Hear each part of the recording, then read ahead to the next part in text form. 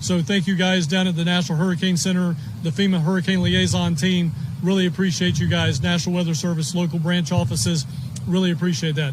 So again, in recap, we're here for you. We're going to continue to be here for you. Go ahead and start taking those photographs. There's going to be bureaucratic things that happen in the future.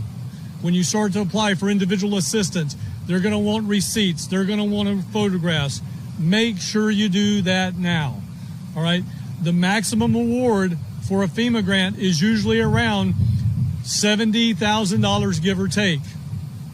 The average payout in Florida usually is around $5,000 to $7,000. That is not going to make you whole. I want to set that expectation right now. This is not going to make you whole. All right? But again, through the governor's leadership, we have volunteer organizations that are ready to come in here and help you do what we call muck and gut. They come into your home with your permission. They rip the sheetrock out. They get that out of your home. They take it to the street. They will start helping you air out your 2x4s, your studs, and then try to help make you as close to whole as they can. But those nonprofits will be coming in. Again, go to the Hope Florida website. Start filling out the necessary paperwork. We'll be announcing more information about crisis cleanup in the coming future. We have worked with crisis cleanup in Hurricane Ian, Hurricane Idalia, Hurricane Debbie. They've been a great partner. We'll look forward to putting out more information on that later today. Again, Governor, thank you so much. Melissa, thank you for our calls last week, getting folks ready to go for this. And again, General Haas, thank you so much for your support as well. Yeah, and so Kevin mentioned on the muck and gut, obviously homeowners here are very savvy. They know how to take care of their homes, but to the extent people need assistance with that, because we were driving around the neighborhoods here and you saw the water lines on the house. It was in some instances a couple feet, 3 feet, even right up to the doorknob on a lot of the residences that we saw just in this little stretch of Barrier Island here in Pinellas County. We have groups, I know they've already talked to like Operation Rubicon that goes in and helps with that. And so that's helpful, I think, for elderly, for people that may not be in a position where they're going to be wanting to do work on their house. We're also going to be discussing turning on our home repair program that we started a few years ago, where we work and negotiate with Lowe's and Home Depot, and we get a good price for all the supplies and tools, and then these nonprofits go in and utilize that to help with the muck and guts. But yeah, you're definitely going to need to see that here. I mean, the bad news is this was some significant storm surge. The good news is a lot of those homes that had the water up 2-3 feet, that you can fix that. And that's probably not going to be the case in Taylor County with what happened to some of those places where they were just completely destroyed. So I'm looking forward to seeing some of those groups come on. And then we'll also look to see what other types of housing missions that there can be, and there may be some other things that we can do. When we see these storms coming, we always assume we're going to get hit if it's possible for us to get hit.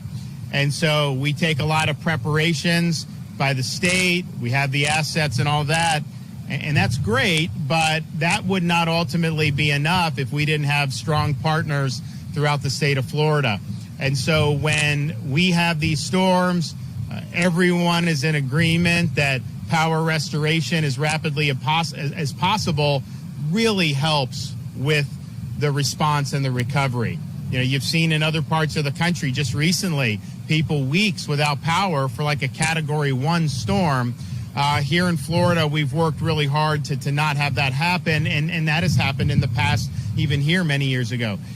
So we've had great partners with FPL, TECO, and then Duke. And I think you saw Duke had amassed a lot of linemen in different parts of the state. I think they had Tropicana Field, massive numbers of folks. And then they had at the Villages, they had a big area there too. So we've worked closely with Melissa Satius, who's the head of Duke Energy here in Florida. I want to thank her for really leaning in and taking these storms very seriously and really wanting to provide really strong service for their customers, because you just take it for granted. You turn the light on, you get the charge. But when times like this happen and you can get power on quickly, that really is something that I think a lot of people appreciate. So, Melissa, why don't you come up and update on your efforts? Good afternoon, everyone. I would like to start first by thanking Governor DeSantis for his leadership and also the leadership that Kevin Guthrie's organization with emergency management displays day in, day out, 365 days a year. As Kevin indicated, I think we started talking last weekend about this particular storm development. So I want to give you a quick update on where we are in Pinellas County.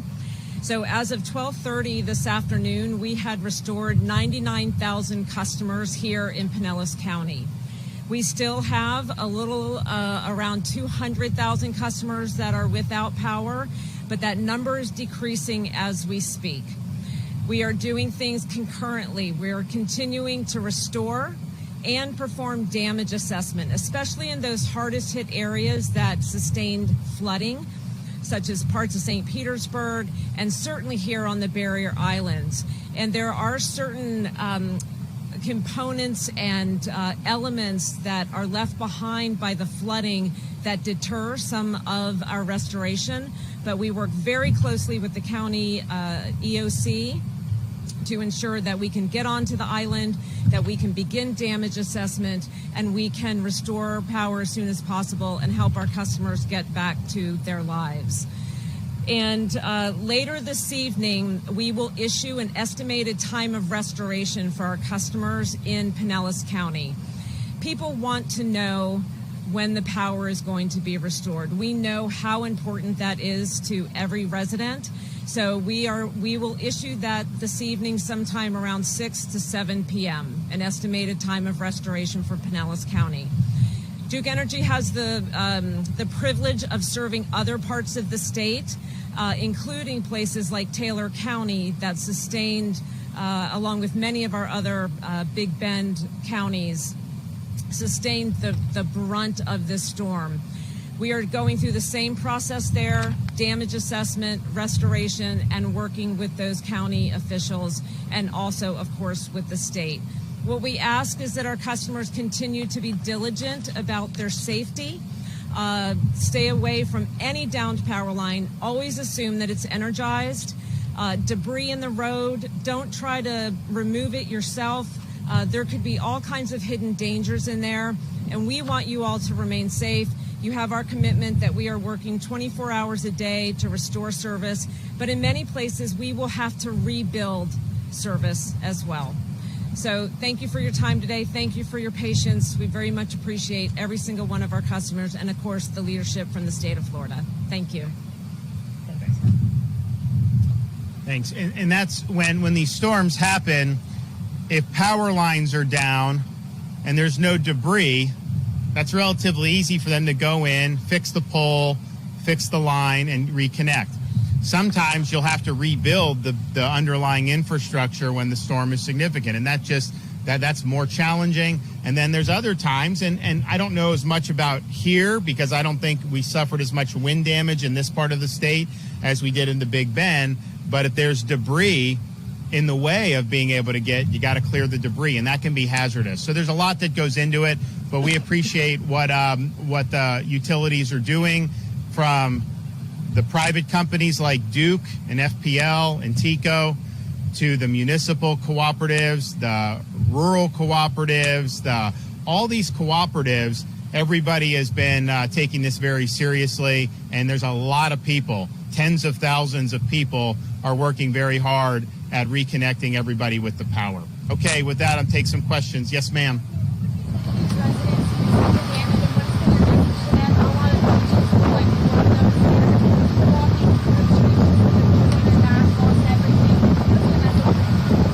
Well, we understand the tragedy when you have a storm of this magnitude, when you lose a property or have your home significantly damaged, when you lose maybe some keepsakes, family photos, all these things. That's more than just a dollar value. I mean, that's something that's really, really significant in people's lives, and it's tough. And we understand that. We also understand that this is a resilient state. This is a resilient part of our state, and we're going to bounce back. We're going to get people back on their feet. You know, Kevin and his team are working here with the folks in the local community. You know, there's a lot that's going to be done. there's a lot that's going to be done to help people who are in need right now. So I would just say hang in there. It's not easy to go through this. It's not always going to be easy in the immediate future, but there's going to be a light at the end of the tunnel. Governor, is it hard or a little bit more difficult being that it's your home county, that where you grew up, coming back and seeing some of the destruction? You know, it's interesting. I actually thought back. I mean, in the 80s, I remember, I'm growing up in Dunedin, and we were paddling in the streets. We thought that was like, as kids, we're out there doing that. And I didn't think much about it at the time because I was very young. But the reality is this part of the state is very low-lying, very susceptible to these types of water intrusions. And so you have a storm that didn't come within 100 miles of the coast and yet churned up this really, really significant storm surge. And so, yes, I have a point of reference here. These are really great communities. I mean, I'll tell you, I always tell people that if you look around the country and you did the top 5 or 6 beaches in America, you'd have several of them right here in Pinellas County would make the top 5 or 6, no question. It's a beautiful part of the country. It's a beautiful part of America. And yeah, it's difficult to see things that are, not tidy. You see trash. You see the effects of major storm surge. But I also understand this is a great place to be. We're going to get back up, and this place is going to do well. It just is because it's there's very few places around like it anywhere in the country. Yes, ma'am. I don't know if you heard, but 25% of residents in the city of St. Petersburg can't flush their toilets or take showers or run anything down the drain. Some of those residents were under mandatory evacuation, but a lot of those residents who live there weren't under mandatory evacuation. Do you think the city should have been more proactive in at least letting residents know that there was a 50-50 chance that the sewage plant would have been shut down and that would happen? So what you're going to see from me is, I'm not going to be out wagging my finger and second guessing folks in the aftermath of the storm. You have people that get elected to make those decisions locally. But what I will tell you is when these things have happened in the past, if there is a request from the state to offer some assistance, Kevin and his team will do that. And we have helped. We helped in Lee County. They had similar things after Hurricane Ian. Maybe you don't need it. That's fine. But if you do, talk to Kevin, talk to his team. There's different things that potentially we can do to be helpful in those situations. But yes, I am aware of the problem, and St. Pete's not the only place in Florida that is having issue with some of the sewage. And so again, any of these municipalities or counties, if you need some support, I mean, I guess we've got, Kevin, we've got the National Guard unit that we've used before to help. Yeah, so we've got some assets, but ultimately, I think we just got to try to get through this stuff together. I'm not going to sit there and wag my finger at anybody for making whatever decisions that they made in their municipality or their county. We got to move forward together as Floridians to be able to get people back on their feet and get these communities thriving again. All right, we are going to be en route to the Big Bend.